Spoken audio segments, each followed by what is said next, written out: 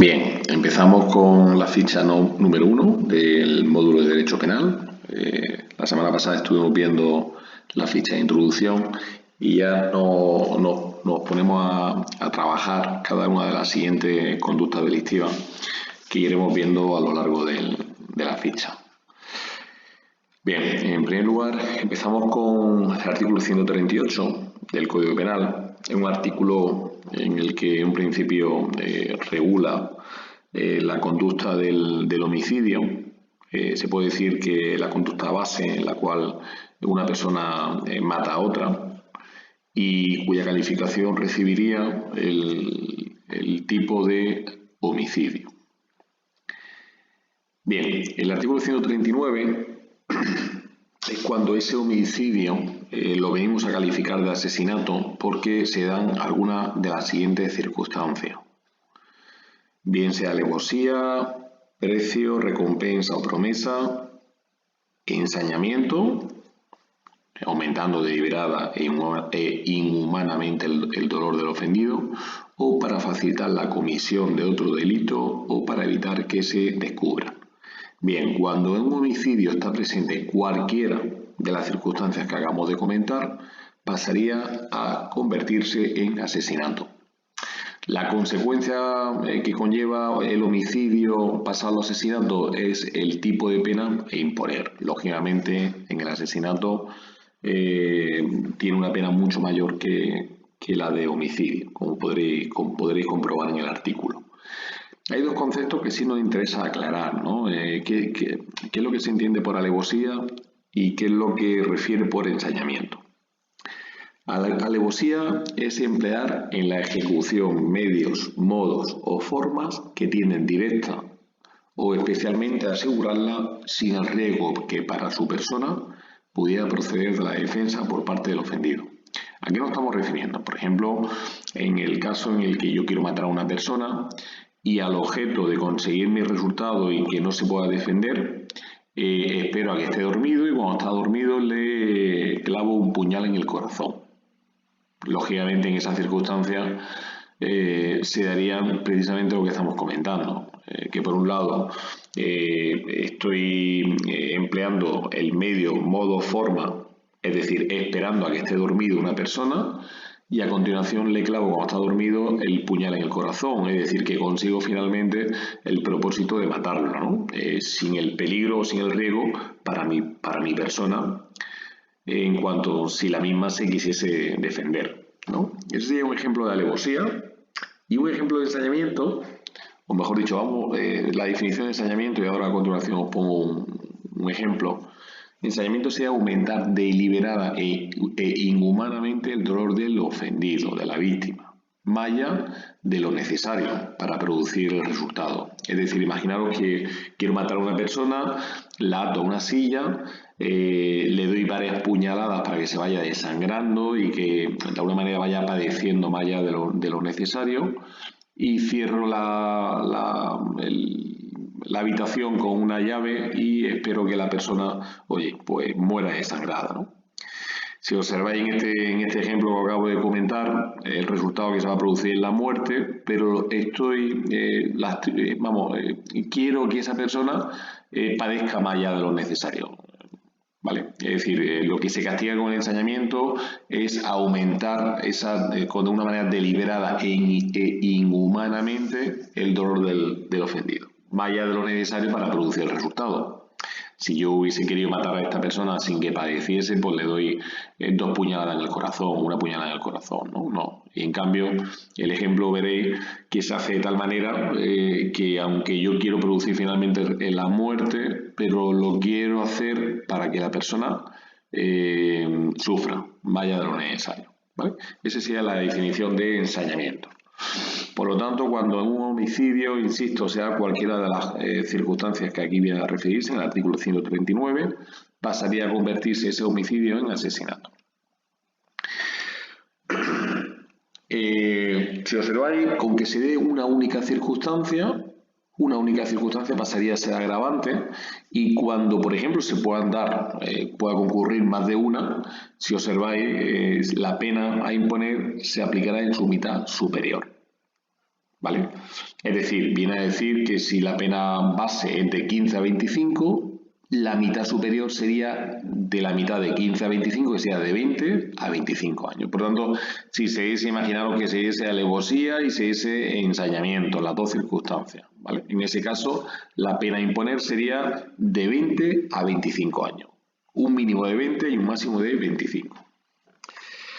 Bien, continuamos con el artículo 142.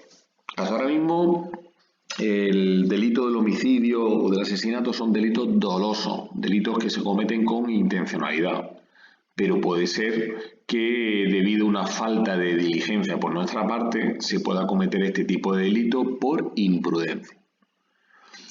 El homicidio se castiga mediante dos posibles tipos de imprudencia, que es imprudencia grave, del artículo 142.1, o imprudencia menos grave, del artículo 142.2. El primer caso, fijaros que el legislador en este último tiempo ha dado un paso más allá y no ha venido a intentar cercar qué es lo que se considera en todo caso como imprudencia grave. Y nos dice que es cuando concurra alguna de las circunstancias previstas en el artículo 379 del Código Penal. Os recuerdo que este artículo 379, en el punto 1, castigaba el conducir un vehículo a motor o ciclomotor con una velocidad más allá de 60 u 80 km por hora en vía urbana o interurbana, respectivamente. Y el segundo párrafo del artículo 379 castiga todo lo relacionado con el alcohol, es decir, la conducción bajo la influencia del alcohol o con una tasa por encima de 0,60. ¿Vale? Bueno, pues si se da cualquiera de esas circunstancias y se produce un resultado de muerte, estaríamos ante el delito del artículo 142 de un homicidio por imprudencia grave. Imaginaros que atropello a una persona a un paso de peatones y resulta que la persona fallece y me hacen una prueba de alcoholemia y doy por encima de 0,60. Bien, ese sería el típico caso que deberíamos de centrarlo de aplicación en el artículo 142, porque hay un resultado de fallecido y porque en mi propia conducción se ha observado una tasa por encima de 0,60. Y como estamos ante un paso de peatones, se entiende que en el paso de peatones tiene preferencia el peatón y al no observar esa norma y ante la falta de diligencia por mi parte, sumado a la tasa, se daría la aplicación de este precepto. Bien, y luego hemos dicho también que el tipo de imprudencia también que se castiga en el homicidio es imprudencia menos grave. Este tipo de imprudencia menos grave, fijaros que es oportuno que sepamos que estamos ante un delito semipúblico, por lo que es necesario para poder perseguir este tipo de homicidio por imprudencia menos grave, denuncia a la persona agraviada. Bien, además del carácter semipúblico, es oportuno también que sepáis que estamos ante un delito leve. Acordaros lo que decíamos en la ficha de introducción en relación a la actuación policial ante un delito leve. Ya sabéis que se da de aplicación el artículo 495 de la Ley de Enjuiciamiento Criminal. Bien, este tipo de delito de imprudencia menos grave, el Código Penal nos dice que se reputará imprudencia menos grave cuando estemos ante la consecución de una infracción grave a las normas de circulación. En cuanto a las normas que tenemos como graves en la ley de tráfico, podréis observar aquí en este icono cuáles son esas normas, ¿vale? Del artículo 65 de la ley de vial, en el que veréis cuáles son las normas que se entienden por parte de la ley de tráfico que tienen carácter grave, a las normas de circulación. Pues en cualquiera de esos casos, en cualquiera de esos supuestos, se entenderá que, por ejemplo, una persona que va hablando con el móvil y se le cruza un peatón y lo atropella, podríamos estar ante un homicidio por imprudencia menos grave. ¿Por qué? Porque está incurriendo en una infracción grave a las normas de tráfico, que es hablar con el móvil, y se ha producido un resultado de fallecido, como estamos comentando. Bien, insisto, este precepto estamos ante un delito semipúblico y que es necesario denuncia de la persona agraviada.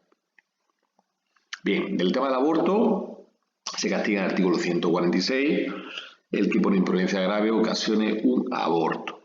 Bueno, en lo presente tampoco es un precepto que sea de aplicación en los supuestos prácticos, pero bueno, tampoco está de más que sepáis que el aborto, más allá de la conducta dolosa de producir el aborto a una persona, también cabe castigar aquella conducta de manera imprudente. Bien, artículo 147. Este artículo, máxima importancia.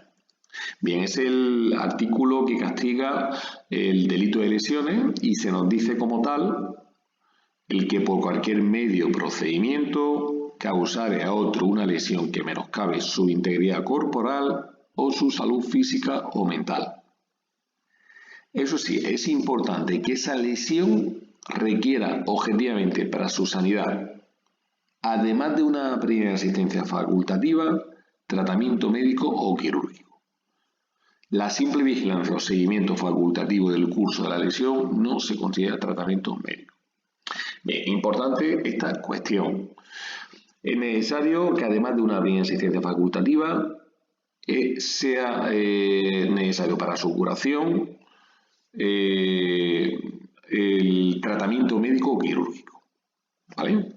Bien, esta cuestión es importante para calificar los hechos como delito, porque si no se diese esta circunstancia de la necesidad de ese tratamiento médico quirúrgico, no iríamos al punto 2, que se nos dice que por cualquier medio o procedimiento causara a otro una lesión no incluida en el apartado anterior, es decir, que no requiera ese tratamiento médico o quirúrgico, en cuyo caso estaríamos ante unas lesiones menos graves y se castigarían por el punto 2. Y el punto 3, el que golpeare o maltratare de obra a otro sin causar lesión. Bien, en este caso sería, pues como su propia calificación o propia definición del delito, golpear, maltratar a otro sin causar ningún tipo de lesión. ¿Vale?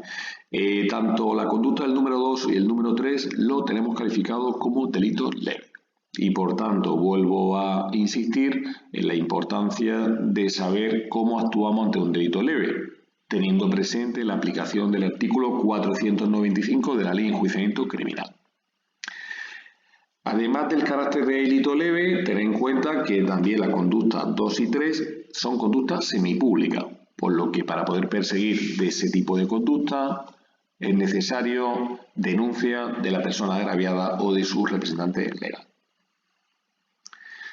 Bien, aquí en la aclaración vuelvo a insistir, para ser calificado como delito de lesiones, la necesidad de ese tratamiento médico quirúrgico que sea necesario para la curación objetiva de las posibles lesiones.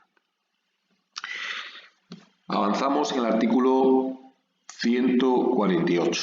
Importante, este artículo 148 son lesiones agravadas. Estas lesiones agravadas, hay 5 circunstancias por las cuales las lesiones hacen tener que aplicar una pena mayor. Fijaros que en este caso, cuando se dan cualquiera de las 5 circunstancias que venimos aquí a reflejar, en el artículo 148, el tipo de pena a imponer por las lesiones serían de 2 a 5 años. De entre los 5 casos, os he destacado 2 en el sentido de que con estas 2 es normal que se pueda plantear ante un supuesto práctico, en cuyo caso deberíais de calificar la conducta como unas lesiones agravadas. Y me refiero al punto 1, cuando se nos dice que la agresión se hubiera utilizado armas, instrumentos, objetos, medios, métodos o formas concretamente peligrosas para la vida o salud física o psíquica del lesionado. Imaginaros una reyerta en el que se estén utilizando armas e instrumentos peligrosos y con motivo de esa reyerta se produzcan unas lesiones que requieran, como estábamos comentando anteriormente, objetivamente para su sanidad, además de la primera asistencia facultativa, tratamiento médico quirúrgico, porque cuidado, de estas lesiones agravadas son las que refiere el apartado 1, que son las que se entienden como lesiones, delito de lesiones como tal, la del 147.1. Vuelvo a insistir, aquellas que requieren objetivamente para su sanidad, además de una primera asistencia facultativa, tratamiento médico quirúrgico. ¿Vale? Bien, por el punto 1, como digo, es normal que se pueda plantear un supuesto práctico, y el punto 4 exactamente igual. Si la víctima hubiera sido esposa o mujer que hubiera estado ligada a él, al autor, por una análoga relación de afectividad, aún sin convivencia. Imaginaros que un hombre agrede a su mujer y con motivo de la agresión le produce unas lesiones que requieren objetivamente, como estamos comentando, ese tratamiento médico-quirúrgico para su curación, y en ese caso estaríamos ante un delito de lesiones agravado por el artículo 148 en el ámbito de la violencia de género. Bien, ya os digo, de los 5 supuestos, el que entendemos que es más propenso a que se pueda plantear ante un supuesto práctico, el apartado 1 y 4. Artículos 149 y 150 es cuando se produce, como el que por cualquier medio de procedimiento produce la pérdida o inutilidad de un órgano o miembro principal. Por ejemplo, el oído, el ojo, la vista. ¿Vale? En esos casos en el que este tipo de órgano se produce una pérdida o inutilidad de los mismos, esas lesiones se castigarían por el artículo 149. En cambio, cuando hablemos de órganos o miembros de carácter no principal o la simple deformidad, no iríamos al 150. Igual que anteriormente en el homicidio hemos observado que se castiga el homicidio por imprudencia grave del artículo 142, en las lesiones pasa exactamente igual. En las lesiones también se castigan las lesiones por imprudencia grave. Y a partir de aquí el tipo de pena de prisión lo aplica sobre esa imprudencia grave, atendiendo así nos movemos en las lesiones del 147.1, la del 149 o la del 150, que son las dos últimas que acabamos de ver. Al igual que se hizo en su momento con el homicidio por imprudencia grave, las lesiones por imprudencia grave, el legislador da un paso más y nos dice qué circunstancias se reputan en todo caso como imprudencia grave. Y volvemos a insistir en lo referente a la velocidad, de 60 u 80 km por hora en vía urbana e interurbana respectivamente, y al alcohol en cuanto a la influencia y en cuanto a la tasa. Por lo tanto, en esos supuestos, imaginaros el ejemplo que os he puesto, que vamos con una tasa por encima, vamos conduciendo un vehículo a motor o ciclomotor con una tasa por encima de 0,60, resulta que se cruza un peatón por un paso de peatones, lo atropello. Y en vez de fallecer, como en el ejemplo que hemos puesto, en el artículo 142, se le originan unas lesiones, por ejemplo la del 147.1. Bien, en esa circunstancia y al llevar una tasa por encima de 0,60, se entenderá que se reputará en todo caso mi conducta como imprudencia grave y por tanto sería de aplicación el artículo 152. Bien. Al igual que se castiga la imprudencia grave, también se castiga las lesiones por imprudencia menos graves. Estamos ante un delito leve y al igual que decíamos anteriormente, aquí en este icono veréis y os recordaré, porque se entiende que se reputará como imprudencia menos grave, cuando esa conducta, esa falta de diligencia sea consecuencia de una infracción grave a la norma de circulación.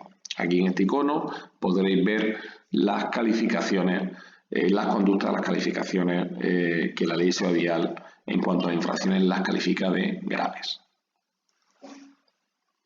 Bien, esta conducta, al igual que ya nos sucedía en el artículo 142.2, tiene carácter semipúblico y por tanto necesita denuncia de la persona agraviada o de su representante legal. Bien, nos vamos al artículo 153. Artículo 153, castiga el que por cualquier medio o procedimiento causare a otro un menoscabo psíquico o una lesión de menor gravedad de las previstas en el apartado 2 del artículo 147 o golpear o maltratar de obra a otro sin causar lesión. Eso sí, este tipo de conducta cuando se dé sobre la ofendida, que en este caso sea o haya sido esposa o mujer, que esté o haya estado ligada a él por una análoga relación de afectividad aún sin convivencia, o persona especialmente vulnerable que conviva con el autor. Como observaréis, aquí os va a constar en este artículo 153.1 que estamos en cuanto a lo que se conoce como violencia de género. Este tipo de conducta se conocería por violencia de género. A continuación, os definimos la violencia de género, bien con un concepto general o bien con el concepto estricto según la Ley Integral, la 1/2004, que se nos dice que la violencia de género es todo acto de violencia que se ejercita sobre la mujer por el simple hecho de ser mujer y que tiene como resultado un posible daño físico, sexual, psicológico, incluida la amenaza, la coerción o la privación arbitraria. Y según la Ley Integral, observar que nos remite a la protección de la mujer frente a la violencia ejercida por el hombre dentro de la pareja. Fijaros que esta definición de la Ley Integral, el agresor en todo caso, sí o sí, pone a la figura del hombre. Por eso hablamos de la protección de la mujer frente al hombre. Tanto la violencia de género como la violencia doméstica, que ahora a continuación vamos a analizar, tiene un ámbito común de protección legislativo y penal. Ese ámbito común, en este artículo 153, viene a pasar por la conducta delictiva que estamos comentando. Esta conducta de menoscabo psíquico o una lesión de menor gravedad, la prevista en el apartado 2 del 147, o golpear o maltratar de obra a otros sin causar lesión. En el primer punto se encarga del tipo de pena a imponer en el ámbito de la violencia de género. Pero cuidado, en el segundo punto es cuando ese tipo de conducta que acabo de comentar se traslada sobre cualquiera de las personas que el artículo 173.2 nos contempla. ¿Cuáles son las personas del artículo 173.2? Son las que vienen aquí a continuación a referirse. Cónyuge, descendiente, ascendiente, hermanos, o sobre persona amparada en cualquier otra relación por la que se encuentra integrada el núcleo de su convivencia familiar, personas especialmente vulnerables, ¿vale? Pues estas personas que refieren el ámbito de la violencia doméstica son por las que se castigan en el artículo 153.2.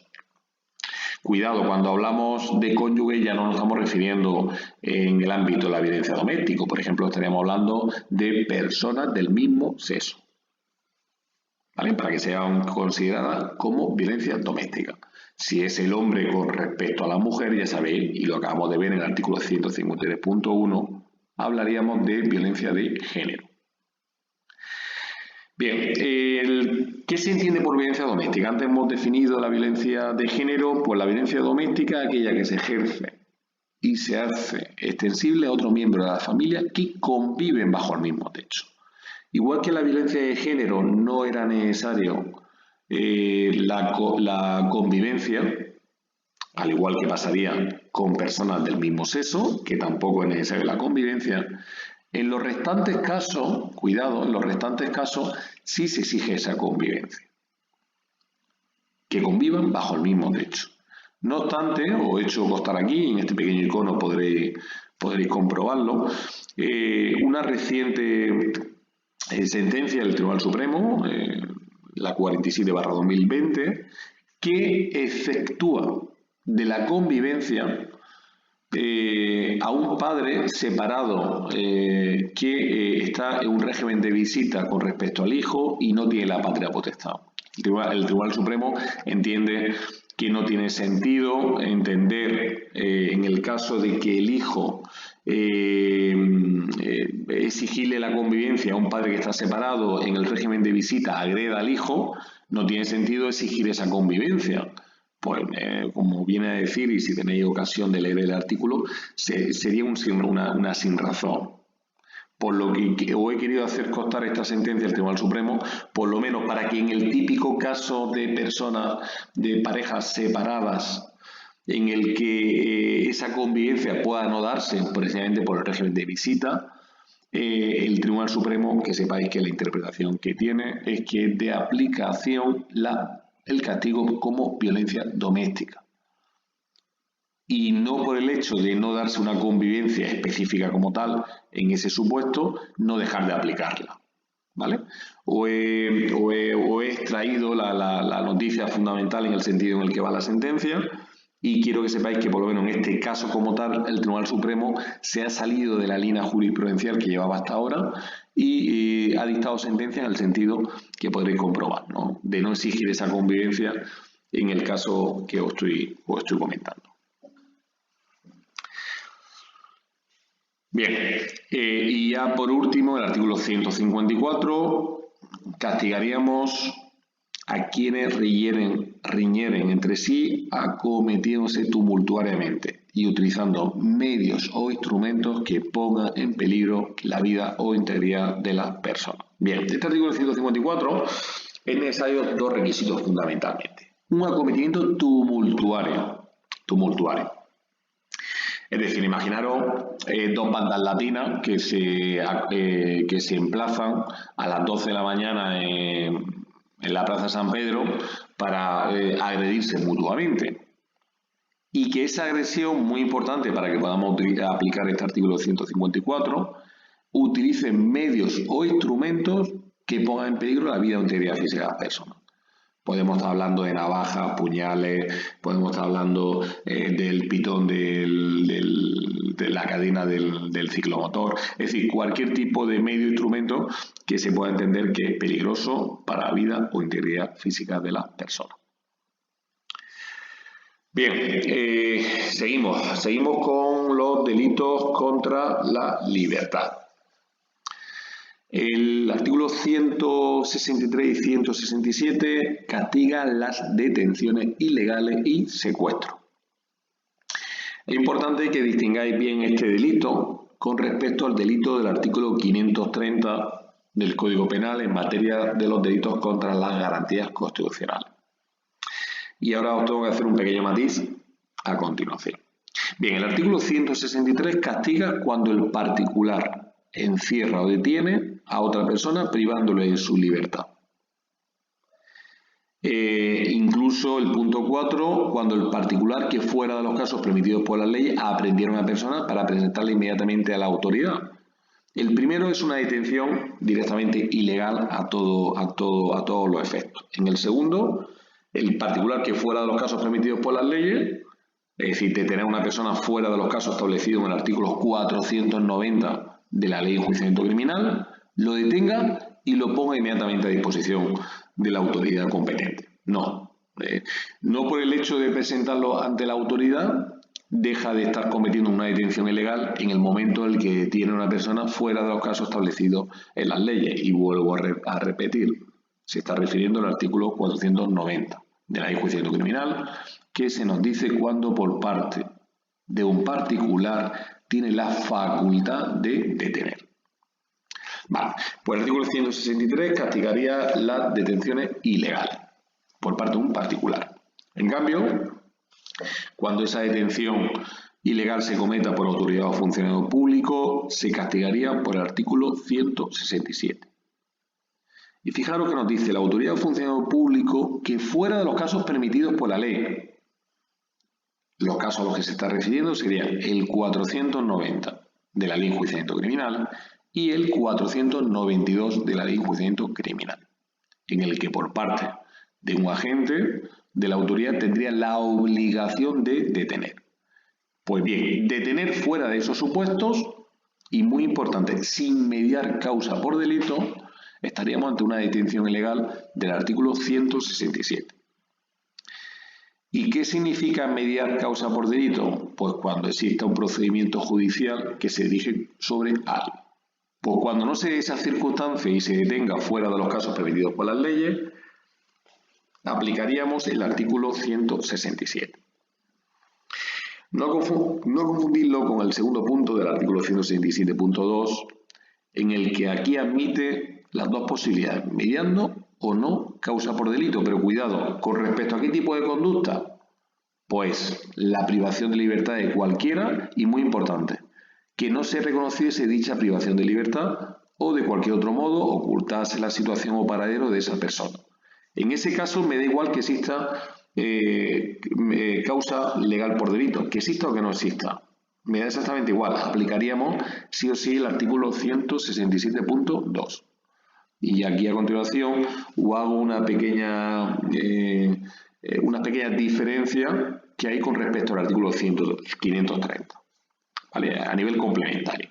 Pero que sepáis que cuando yo detengo a una persona fuera de los casos permitidos por la ley y, muy importante, no reconozco dicha privación ni doy pista de la situación o paradero de esa persona, me da igual que exista causa o no por delito, que aplicaríamos este artículo 167.2. Bien, eso es lo referente al tema de las detenciones legales, que vuelvo a repetir, mucho cuidado con no confundirlas con las del artículo 530 del Código Penal en materia de delitos contra las garantías. En ese caso, siempre en el artículo 530 se va a dar mediando causa por delito. Continuamos, artículo 169, la amenaza. Este artículo 169 castiga la amenaza, el que amenaza a otro, con causarle a él, a su familia, a otras personas con las que está íntimamente vinculado, un mal que constituya delitos de homicidio, lesiones, etcétera, etcétera. ¿Vale? Esta sería la amenaza de carácter más grave, por eso esa calificación de amenaza grave, y que las mismas tienen un tipo de pena o no, dependiendo si las amenazas son condicionadas a una cantidad o cualquier otro tipo de condición o no condicionada. Bien, el artículo 170, cuando esa amenaza se dirigen dirigida a atemorizar a una población, grupo étnico, cultural o religioso, etcétera, etcétera.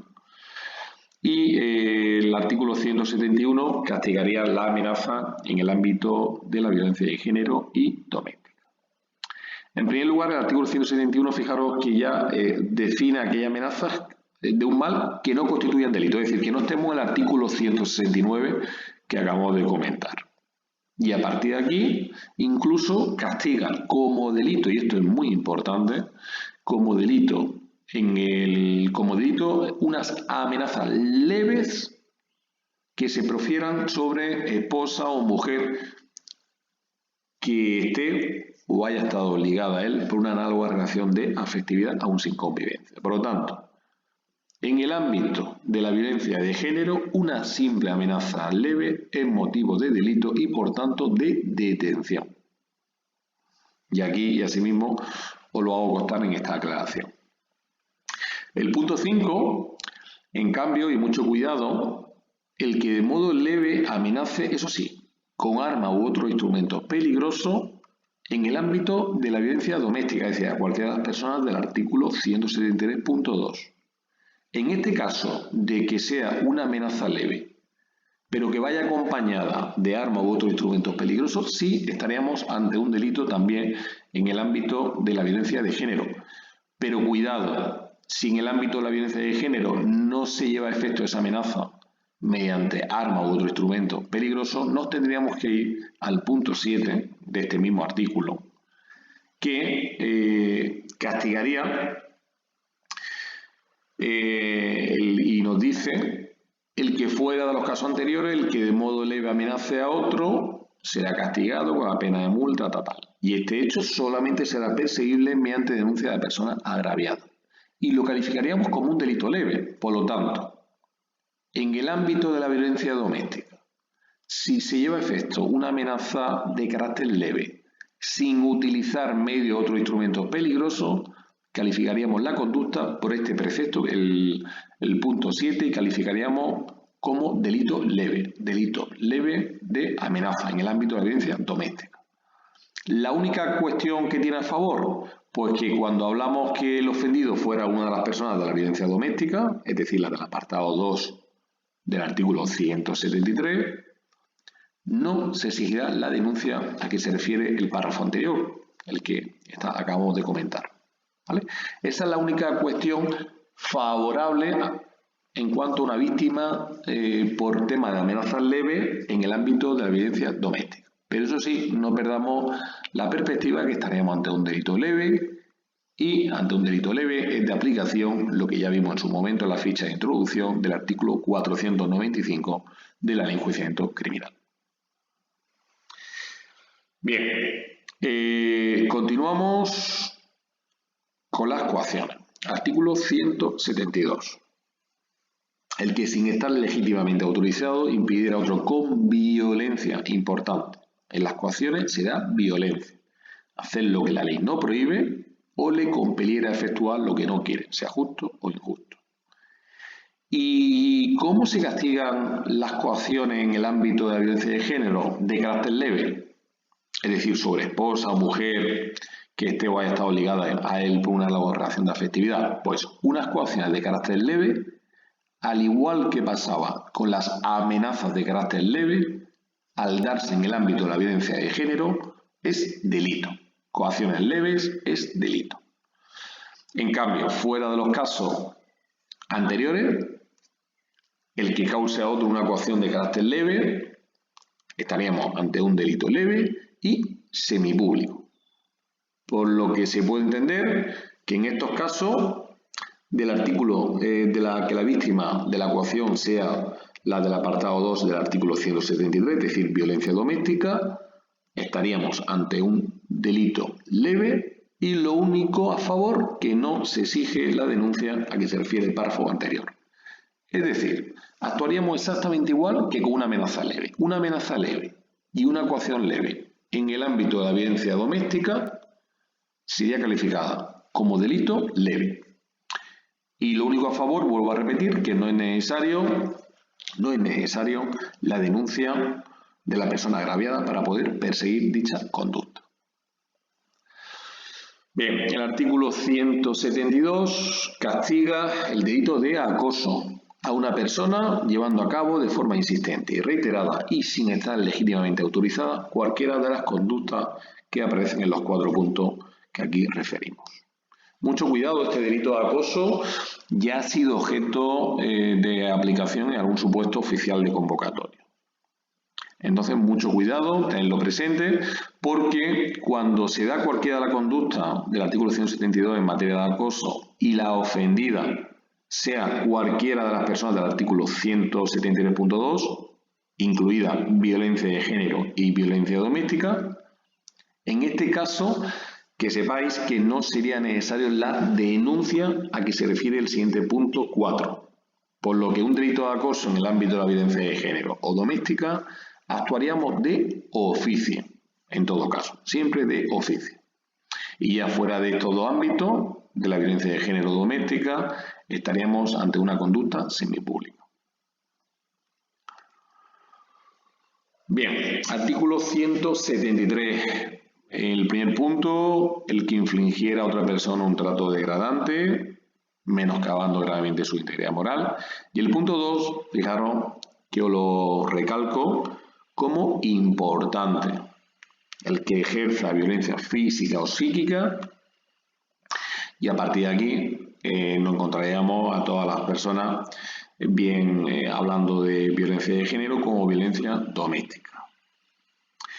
En estos casos, este artículo 173.2 se castiga cuando hay habitualidad y lógicamente conlleva una pena mayor que si se trata de un acto de agresión de manera aislada. Este artículo, como estamos viendo aquí en la aclaración, castiga la habitualidad de la violencia física o psíquica ejercida tanto en el ámbito de la violencia de género como violencia doméstica. Eso sí, esa habitualidad tiene que estar amparada en algún dato, ¿no? En alguna información. ¿A qué nos referimos? Bien, para apreciar esa habitualidad se va a atender al número de actos de violencia que resulten acreditados. Por lo que, como vengo a decir aquí, en ojo, es muy importante a la hora de comparecer aportar parte facultativo de las lesiones anteriores o por cualquier otro documento que pueda acreditar los actos de violencia recibidos. A partir de aquí, nosotros le indicaremos a la víctima si tiene documentación que aportar o facilitarnos para acreditar esos episodios de violencia llevados a efectos con anterioridad. Segundo, proximidad temporal de los episodios de violencia, con independencia que dicha violencia se haya ejercido sobre la misma o diferentes víctimas. Por lo que si estamos ante un maltratador, me da igual que la agresión se haya hecho sobre la misma o distintas víctimas. Si tenemos posibilidad de poder acreditarlo, aportaremos la documentación a la hora de comparecer, al objeto de que por parte de su señoría pueda apreciar estas circunstancias de habitualidad. Y además no penséis que para apreciar la habitualidad es necesario que haya sido condenado o enjuiciado dicho hecho. No es necesario, como bien dice el Código Penal, de que los actos violentos hayan sido o no objeto de enjuiciamiento en el proceso anterior. Por lo que para atender esa habitualidad atendemos a las 3 circunstancias que acabamos de comentar.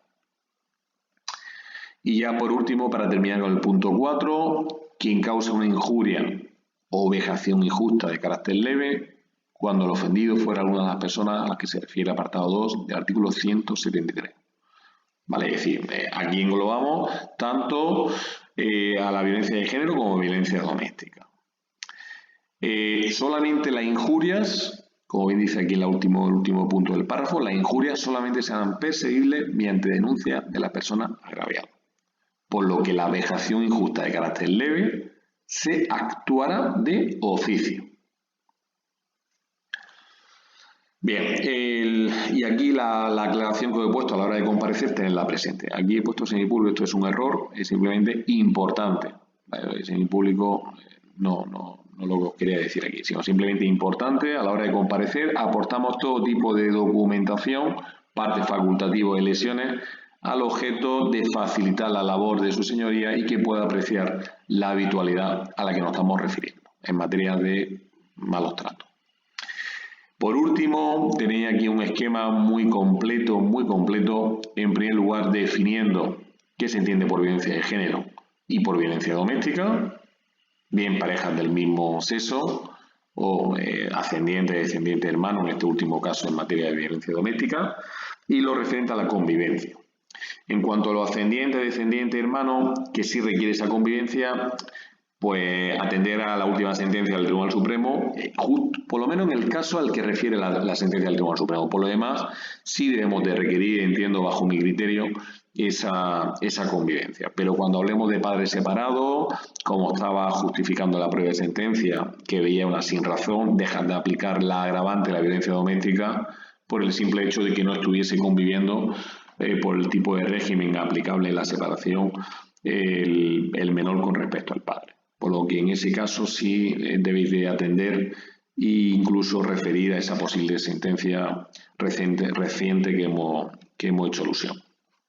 A partir de aquí tendríais todas las diferentes conductas que hemos ido comentando y la actuación bien en materia de violencia de género o violencia doméstica, calificándolo como las posibles conductas delictivas en su caso y procediendo a la detención sí o sí o delito leve en aquellos casos en los que tenemos que atender al artículo del artículo 495 de la Ley de Enjuiciamiento Criminal, en el que es necesario saber que por delito leve solamente cabe detención cuando la persona no tenga domicilio ni de fianza a juicio del agente que intervenga, ¿vale? Que intente detenerle.